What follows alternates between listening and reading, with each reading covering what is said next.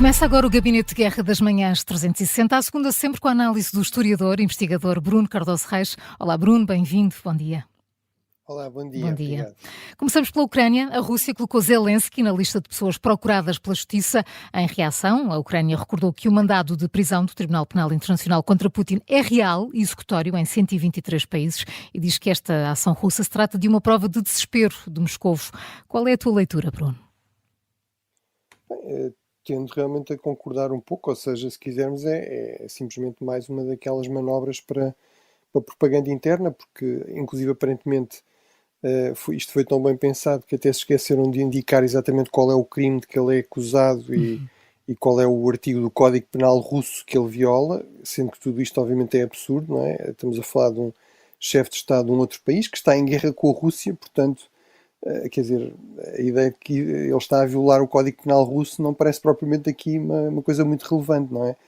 Mas mesmo isso, de facto, não é referido, portanto, parece realmente ser algo para consumo interno, mas como diz a Ucrânia, isso não se compara com a situação de Putin, que, enfim, que tem acusações concretas, em particular aquela prática tipicamente genocidária, que é raptar crianças para as criar depois como russas, ou seja, privá-las da sua identidade ucraniana, enfim, e que obviamente é algo bastante concreto, bastante real, infelizmente, e que levou a que o Tribunal não tivesse dúvidas em fazer esta acusação, que além do mais tem depois implicações práticas em termos, nomeadamente, da diplomacia russa, por exemplo, em países do chamado Sul Global, que muitas vezes têm uma posição equívoca em relação à Rússia e à invasão da Ucrânia, mas onde ainda há tribunais mais ou menos independentes e um Estado de Direito minimamente funcional, como por exemplo a África do Sul ou o Brasil, que são membros dos BRICS, por exemplo, realmente isso dificulta muito a deslocação de Putin a esses países e, no fundo, fazer uma diplomacia pública que mostre que está tudo bem, que está tudo normal e que a invasão russa da Ucrânia não tem nenhuma importância. Entretanto, os serviços secretos dos Estados Unidos revelaram as principais ameaças à segurança internacional. Dizem que a guerra na Ucrânia não vai terminar em breve, que a Rússia e a China podem aliar-se para invadir Taiwan e que, a juntar-se a estes dois países, também o Irão é um dos três protagonistas que apresentam um maior nível de ameaça para os Estados Unidos e para os aliados. Bruno Cardoso Reis, nada disto é novo, mas vindo de onde vem, de quem vem, é razão para ficarmos ainda mais preocupados?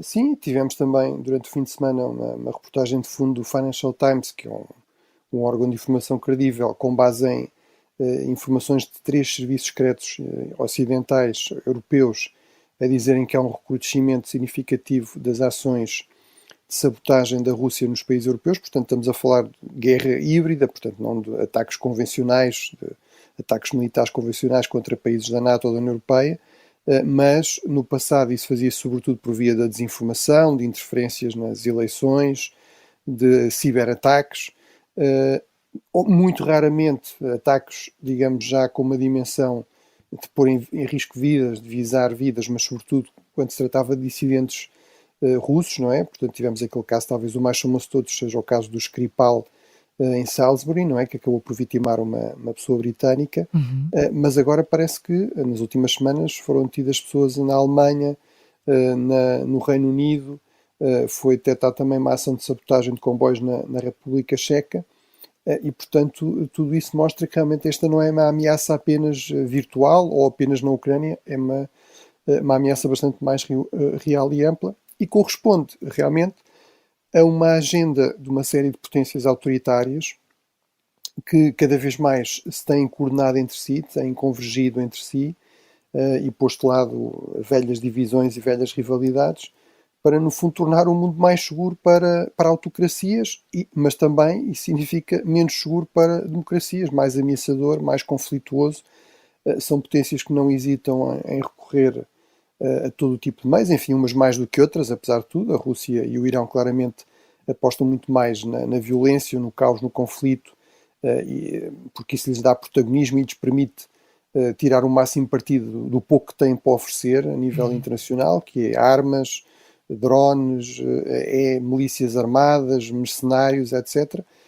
Apesar de tudo, a China tem outros, digamos, outros instrumentos de influência e de projeção de poder, mas realmente todos eles convergem nesse ponto, que é, no fundo, procurar minar, por um lado, o peso, a influência dos Estados Unidos, enfim, isso faz parte do jogo da Claro, política sim. global, mas aqui neste caso isto tem esta implicação, que é, por muito que se possa criticar certos aspectos de uma certa hegemonia americana, certos erros da política externa americana, a verdade é que, sobretudo na Europa, os Estados Unidos foram o grande garante da segurança das democracias liberais, das democracias pluralistas, Uhum. do mundo onde havia, apesar de tudo, uma certa pressão no sentido de se realizarem eleições, de algum respeito pelos direitos humanos, portanto, tudo isso está realmente ameaçado e claramente não faz parte da agenda das prioridades destas potências, bem pelo contrário. Sim. Basicamente querem promover a sua influência, o seu poder, e estão dispostos a apoiar qualquer tipo de regime, qualquer tipo de grupo armado, desde que isso sirva aos seus interesses.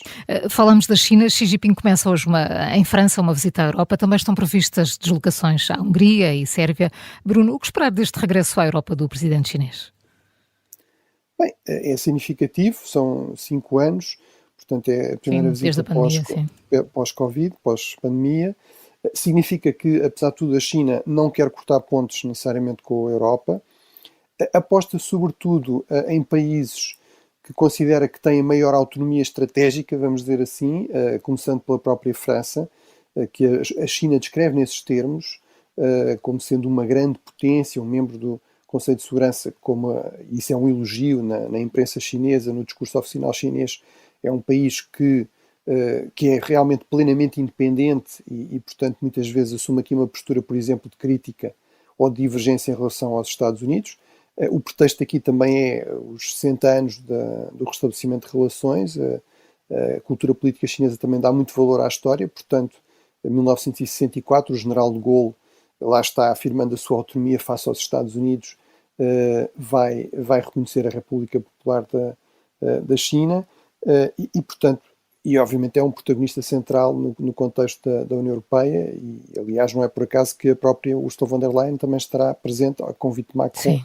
neste encontro com Xi Jinping. Aquilo que se vai discutir é o que se tem discutido nos últimos anos e nos últimos séculos até, desde a chegada dos portugueses à China, que é a questão do acesso ao mercado chinês. A China é um mercado gigante, muito apetecível, desde sempre procurou proteger o acesso, controlar o acesso a esse mercado, nomeadamente por parte dos europeus, e os europeus procuraram sempre o máximo de acesso desimpedido, supostamente no contexto da Organização Mundial do Comércio, como condição para a abertura generalizada às exportações chinesas. A China deveria ter feito isso, na verdade continua a não fazer ou não plenamente. Essa é uma questão muito importante para os europeus. E depois outras questões, como por exemplo, obviamente a questão da Rússia, da Ucrânia Claro. e as suspeitas crescentes e com dados cada vez mais concretos de que a China realmente não é verdadeiramente neutral, Uhum. também não alinha completamente com a Rússia naquilo que não é do seu interesse, mas está a fornecer material duplo uso que permite alimentar, por exemplo, em termos tecnológicos, alguns aspectos da indústria de defesa russa. Portanto, esses serão provavelmente os dois grandes aspectos.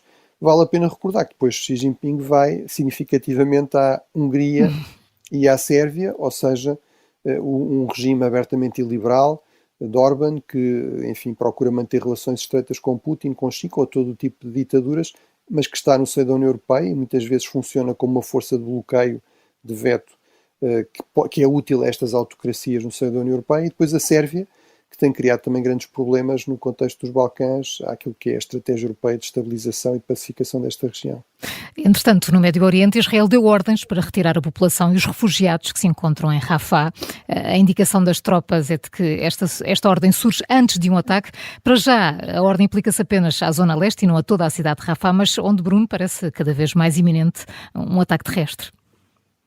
Sim, no fundo, infelizmente, parece confirmar-se o ceticismo em relação às negociações para um cessar-fogo. Sim. Realmente a linha dura, quer do lado do Hamas, quer em Israel, parece estar a prevalecer portanto, isso significa que provavelmente vamos ter realmente o retomar de uma ação militar mais intensa. Há até em Israel quem diga que isso é uma das razões pelas quais esta pressão sobre o Hamas não está a resultar. Portanto, apesar de tudo, as ações militares têm sido bastante menos intensas nos últimos Uhum. dias e semanas até.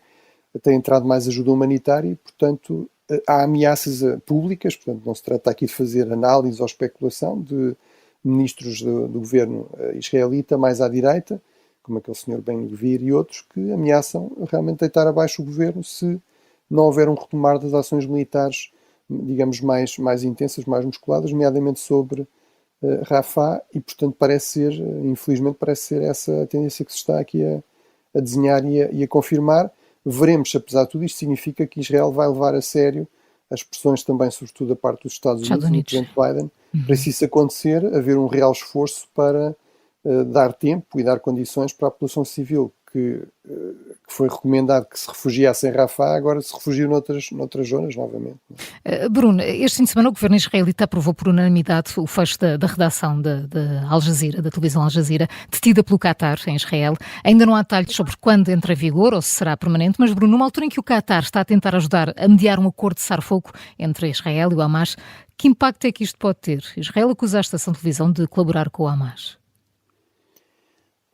Quer dizer, a Al Jazeera realmente não tem uma posição neutra no conflito, Sim. não é? É bastante claro que tem uma maior simpatia com os palestinianos, e isso é compreensível, tendo em conta que é uma televisão árabe. Enfim, não quer dizer que não haja ali depois aspectos que se possa criticar, mas também não é simplesmente um órgão de propaganda, não é? Não estamos a falar da televisão do Hamas, que também existe, não é? Onde vemos de vez em quando teólogos muçulmanos a explicar porque é que se pode e deve bater nas esposas, não é? Portanto, não.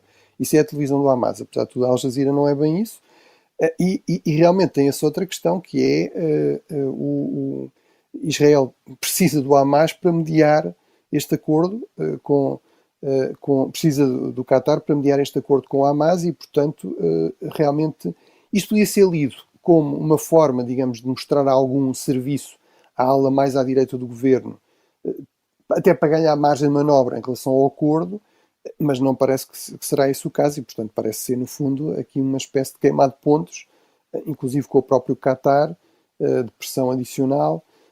Enfim, tipicamente esta questão de tentar calar, digamos, os órgãos de informação, achando que com isso se resolve o problema, historicamente não costuma funcionar muito bem, não é? Sobretudo em regimes que, apesar de tudo, continuam a ser minimamente democráticos, e num contexto global também, onde o acesso à informação é muito mais difícil de limitar. Sabemos que não é impossível, há regimes que se empenham muito nisso, mas é bastante mais difícil. Portanto, não me parece que seja propriamente a melhor medida para Israel tomar nesta altura, mas provavelmente é significativo realmente também todas estas dificuldades na negociação em relação aos reféns, e das dificuldades também internas, das dinâmicas internas do governo israelita. Bruno Cardoso Reis, muito obrigada pela análise. Um bom dia, Bruno. Bom dia, Bom dia, muito obrigado. obrigada.